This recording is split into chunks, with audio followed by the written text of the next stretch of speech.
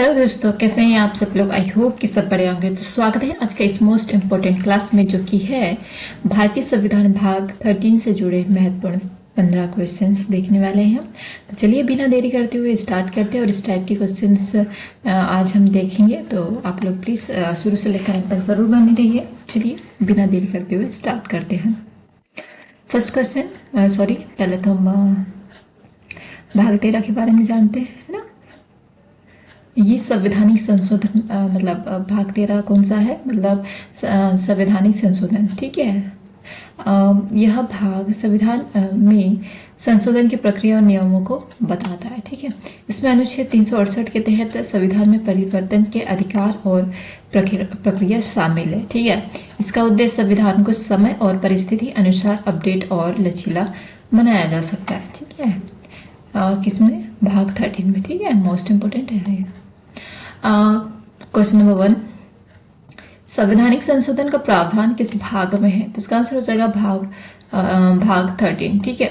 इसमें संविधान में बदलाव की प्रक्रिया और नियम शामिल है, ठीक है। संविधान में स्थायित्व और लचीलापन को सुनिश्चित करता है, भाग 13, ठीक है।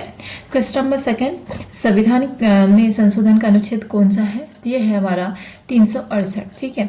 इस अनुच्छेद में संशोधन के प्रकार, प्रक्रिया और अनुमोदन का विवरण है, ठीक है।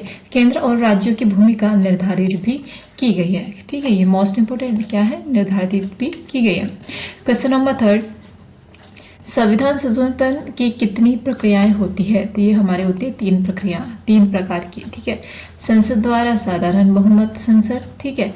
कुछ राज्यों की मंजूरी भी संसद को चाहिए होता है, ठीक है। और एक राज्य और राष्ट्रपति की स्वीकृति संविधान में लचीलापन और संघीय संतुलन बनाए रखता है। मतलब इसमें मोस्ट इम्पोर्टेंट तो भाग भाई मतलब राष्ट्रपति जी की है, मतलब सारे काम संसद करेंगे, ठीक है। और लास्ट में राष्ट्रपति जी की सहमति से ही मतलब इसे स्वीकृति दी जाएगी, ठीक है। क्वेश्चन नंबर 4, संविधान संशोधन में राष्ट्रपति की भूमिका क्या है? तो हमारा हो जाएगा अनुमोदन, ठीक है।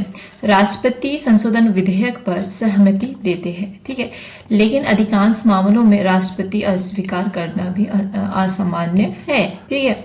अगला क्वेश्चन नंबर 5, संवैधानिक संशोधन को कौन पेश करता है? तो इसका आंसर हो जाएगा संसद के विधेयक के रूप में, ठीक है। संसद में संविधान संशोधन विधेयक पेश किया जाता है और संसद के दोनों सदनों में बहुमत आवश्यक होती है, ठीक है। चुनाव करने के लिए दोनों सदनों की बहुमत आवश्यक होती है, ठीक है। क्वेश्चन नंबर 6, संविधान संशोधन के लिए कितने प्रकार के बहुमत की आवश्यकता होती है? तो वो होती है 2 प्रकार की, ठीक है। साधारण बहुमत, विशेष बहुमत, ठीक है। सदनों में 2/3 बहुमत उपस्थित सदस्यों की बहुमत होता है, ठीक है। प्रभाव और संवैधानिक स्थायित्व तय करता है, ठीक है। कौन सा, साधारण बहुमत और विशेष बहुमत, ये दोनों मिलकर मतलब इस संशोधन के लिए मोस्ट इम्पोर्टेंट है, ठीक है, दोनों सदन में, ठीक है। क्वेश्चन नंबर 7, कुछ संवैधानिक संशोधन में राज्यों की स्वीकृति क्यों आवश्यक होती है? इसका आंसर हो जाएगा संघीय संतुलन बनाए रखने के लिए, ठीक है।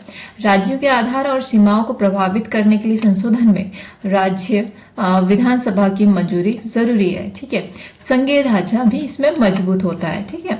क्वेश्चन नंबर 8 देखते हैं, संविधान संशोधन विधेयक को पारित करने के लिए संसद में क्या आवश्यक है? तो हमारा हो जाएगा 2/3 बहुमत और उपस्थित सदस्यों की बहुमत, ठीक है। संविधान की स्थायित्व सुनिश्चित करने के लिए और साधारण कानून से अलग अलग विशेष प्रक्रिया अपनाई जाती है, ठीक है। अलग विशेष प्रक्रिया, ठीक है। क्वेश्चन नंबर 9, संविधान संशोधन में राष्ट्रपति का स्वीकृत करना संभव है, ठीक है। असामान्य रूप से, ठीक है।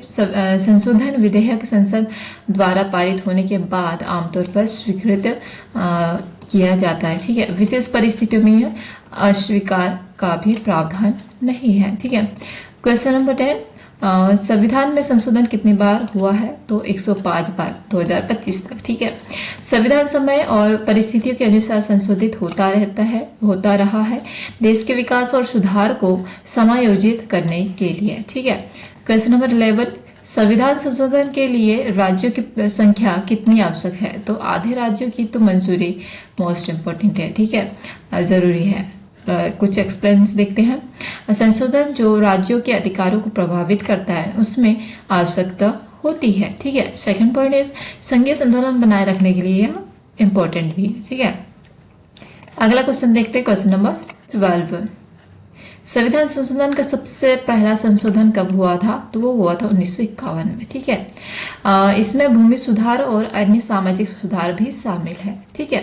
और नेक्स्ट पॉइंट देखते हैं, संविधान के प्रारंभिक अनुभवों को सुधारने के लिए, ठीक है। क्वेश्चन नंबर 13, अनुच्छेद 368 में संशोधन के प्रकार कौन से हैं? तो 3 प्रकार के हैं। पहला तो हम देखते हैं संसद का साधारण बहुमत संसद, राज्यों की मंजूरी विशेष मामलों में, और थर्ड हो जाएगा हमारा राष्ट्रपति की स्वीकृति। संविधान में लचीलापन भी बनाए रखने में इंपॉर्टेंट है, ठीक है। क्वेश्चन नंबर 14, संविधान संशोधन विधेयक संसद में कितने सदनों के पास होना चाहिए? तो ये हमारे हो जाएंगे दोनों सदन के पास। लोकसभा और राज्यसभा में दोनों में बहुमत आवश्यक है, ठीक है। संसद द्वारा पारित होने के बाद ही राज्यों की मंजूरी ली जाती है, ठीक है। क्वेश्चन नंबर 15, क्या संविधान संशोधन सुप्रीम कोर्ट द्वारा चुनौती दी जा सकती है? हाँ, मतलब इसका क्या आंसर है? हाँ, मूल संरचना का उल्लंघन होने पर, ठीक है। कुछ पॉइंट्स देखते हैं, मूल संरचना सिद्धांत के अनुसार, ठीक है। और नेक्स्ट पॉइंट है, संविधान के मूल संरचना को कोई भी संशोधन प्रभावित नहीं कर सकता है। जो प्रस्तावना है उससे कोई भी क्षति नहीं पहुंचा सकते। तो ये हो गया हमारे भारतीय संविधान के भाग 13 से रिलेटेड 15 क्वेश्चंस। तो चलिए आज की वीडियो में यही समाप्त करते हैं और मिलते हैं नेक्स्ट वीडियो में। तब तक के लिए थैंक यू सो मच। जय हिंद, जय भारत।